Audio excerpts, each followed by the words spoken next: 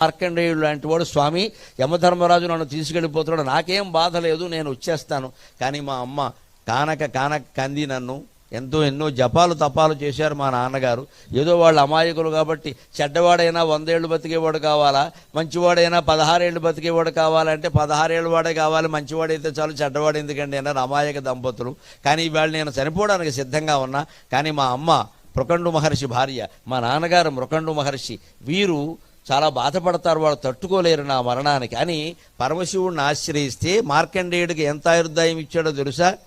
ప్రళయసాగరం మీద వటపత్రశాయి ఉన్నాడే పరమాత్మ శ్రీ మహావిష్ణువు బాలకృష్ణుని రూపంలో మర్రియాకు మీద పడుకొని ఉంటాడే, ఆ పడుకున్న మర్రియాకు మీద పడుకున్న బాలకృష్ణుడిని దర్శించిన ఏకైక వ్యక్తి మార్కండేయ మహర్షి. అప్పుడు ప్రళయకాలంలో పడుకున్నటువంటి మహర్షి మా బాలకృష్ణుడిని దర్శించినటువంటి ఒకే ఒక వ్యక్తి మార్కండేయ మహర్షి.